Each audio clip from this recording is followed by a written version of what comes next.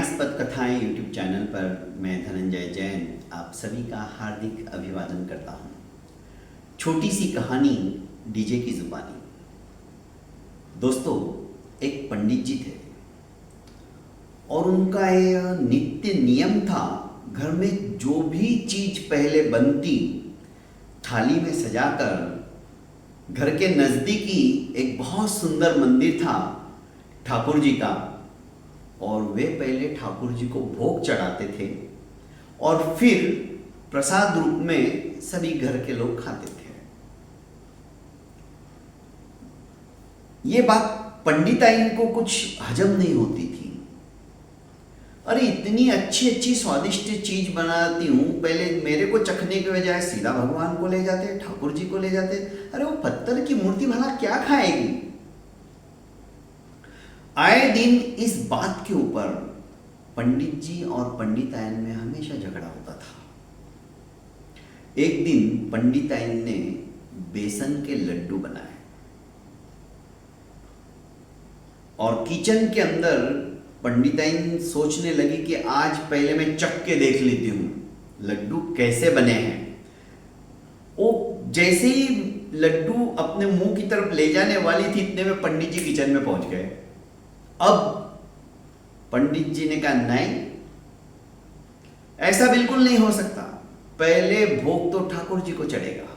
तुम फटाफट थाली में रखो, वो थाली को सजाओ, मैं मंदिर जाऊंगा, ठाकुर जी को भोग लगाऊंगा, फिर प्रसाद रूप में हम लोग सब मिल बांट के खाएंगे। पंडिताइन को गुस्सा आ गया। उसने कहा, तुम आए दिन जो भी मैं चीज बनाती हूं पहले ठाकुर जी को भोग लगाने चले जाते हो। अरे तुम्हारे ठाकुर जी खाते भी हैं क्या?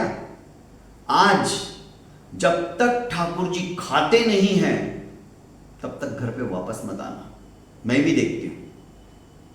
पंडित जी ने कहा, ठीक है, ठाकुर जी तो खाते ही हैं। चले गए, थाली रख दी ठाकुर जी के सामने और जाजम जमा कर बैठ गए। छोटा गांव था। गांव में खबर पहुंच गई कि आज तो पंडित जी ठाकुर जी को भोग लगाए बिना, भोग खिलाए बिना आने वाले नहीं है घर पे। भीड़ इकट्ठी होने लगी। 1 घंटा हो गया, 2 घंटे हो गए, 3 घंटे हो गए। बार बार पंडित जी विनंती कर रहे हैं कि ठाकुर जी पधारिए, भोग लगाइए, आज तो मेरी इज्जत का सवाल है, मेरी भक्ति के अंदर यदि शक्ति है तो आप जरूर आइए, वरना पंडिताइन तो मुझे घर में घुसने नहीं देने वाली। 5 घंटे हो गए, शाम होने आई। अब धीरे धीरे मक्खियां भिनभिनाने लगी लड्डू के ऊपर। पंडित जी ने सोचा मक्खियां तो बहुत सारी होने लगी। पंडित जी मक्खियों को हटाने लगे, वापस आकर बैठ गए। चींटियां आने लगी, भीनी भीनी खुशबू देखकर। स्वादिष्ट लड्डू थे बेसन के। अब चींटियों की कतार सी लग गई। पंडित जी झाड़ू लाया और धीरे धीरे चींटियों को भी दूर करने लगे कि अरे भाई, पहले भगवान को तो भोग लगा लेने दो। रात के 8 बजने लग गए तो सभी लोग धीरे धीरे, जैसे ही आरती खत्म हुई, अपने अपने घर जाने लगे कि ऐसे कोई भगवान भोग लगाते हैं क्या, अपने आप आके खाएंगे क्या। पंडित जी भी पगला गए। अपनी श्रद्धा है, ठीक है, भोग नैवेद्य लगा दिया, चल दिए, पर ये तो जिद पे अड़ गए कि भगवान ही खुद आएंगे खाएंगे, ऐसा कभी पॉसिबल है क्या।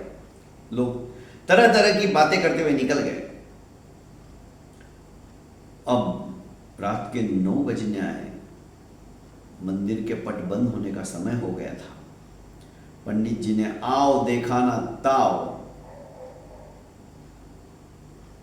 सोचा कि अब इन लड्डुओं को मैं भी नहीं खाऊंगा। इतने में एक भिखारी, उसे भी खुशबू आ रही थी, बड़ा भूखा था, वो आया और पंडित जी ने जैसे ही हाथ अपना थाली की तरफ बढ़ाया तो वो लड्डू उठाने लगा एक। पंडित जी ने कहा कि ओए, भगवान जी ने तो अभी तक भोग लगाया ही नहीं और तू आ गया, चल बाहर निकल। उसको धक्के मारकर बाहर निकाल दिया और आधा घंटा उन्होंने कहा कि रुक जाता हूं, हो सकता है भगवान भी बिजी रहते हैं, समय नहीं मिला होगा, पर भगवान को भी तो भूख लगेगी ना, आएंगे तो सही। पुजारी से कहा कि और आधा घंटा मेरे लिए रुको। पंडित जी बड़े भक्तिमान थे, श्रद्धावान थे। पंडित जी की बात सुनकर पुजारी जी मान गए। आधा घंटा छोड़ के 1 घंटा हो गया, फिर भी भगवान जब नहीं आए और भोग नहीं लगाया तो पंडित जी को गुस्सा आ गया। उन्होंने थाली उठाई और बाहर थाली फेंक दी। आप नहीं खाते, आज मैं भी नहीं खाऊंगा, भूखा ही घर पे सो जाऊंगा आज जाके। जितने ताने मारेगी घरवाली सुन लूंगा, पर आज के बाद अब मैं आपके पास कभी नहीं आऊंगा। आज आपने मेरी श्रद्धा, मेरा विश्वास, मेरी प्रतीति सब कुछ तोड़ दिया, हमारा रिश्ता खत्म हो गया। मुझे बड़ा आपके ऊपर गर्व था कि मैं पहले भगवान को चढ़ाऊं, भोग लगाऊं ठाकुर जी, फिर मैं खाऊं, पर कुछ नहीं। मेरी पंडिताइन सही कहती है।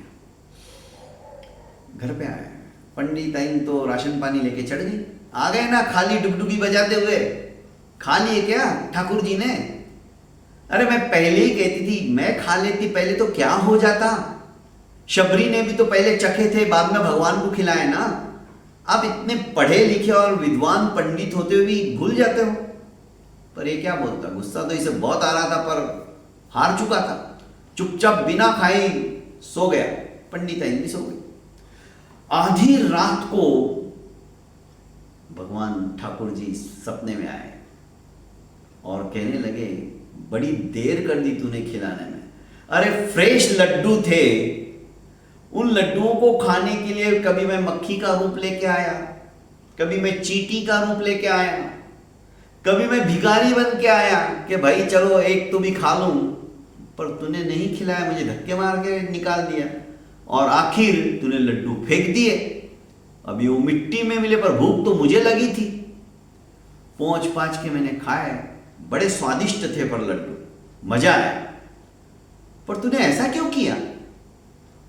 क्या मेरे प्रति तेरी श्रद्धा कम हो गई है क्या? इतना देखते ही स्वप्न टूट गया। पंडित जी जग गए, पर पंडित जी की अंतर की आंखें भी खुल गई। वे समझ गए कि भगवान ने मुझे बहुत बड़ी नसीहत दे दी। भगवान जो है ठाकुर जी है, कण कण के अंदर है, प्रत्येक जीव मात्र के अंदर है। ये सबक उन्होंने मुझे सिखा दिया। किसी का मुझे तिरस्कार नहीं करना चाहिए। कोई खा रहा है तो उसके मुंह से निवाला नहीं छीनना चाहिए। अरे खिलाने की दानत नहीं है तो कम से कम उसके मुंह में आया हुआ ग्रास तो मत छीनिए। भगवान ने बहुत बड़ा सबक सिखा दिया और पंडित जी की श्रद्धा उस दिन से द्विगुणित हो गई। दोस्तों, कहने का अभिप्राय है, कण कण के अंदर ठाकुर जी है, राम है, भगवान है। प्रत्येक प्राणी मात्र के अंदर, जीव के अंदर शिव है, कंकर के अंदर शंकर है, आत्मा ही परमात्मा है। मनुष्य जन्म ये जो मिला है ना, इसे सार्थक बना लो दोस्तों। नर ही क्योंकि नारायण है। ये जब ज्ञान हमें प्राप्त हो जाएगा, हम किसी का भी तिरस्कार नहीं करेंगे, आदर और सम्मान ही करेंगे और भूखे को भोजन खिलाए बिना हम भी नहीं खाएंगे। बहुत बहुत धन्यवाद। प्रणाम।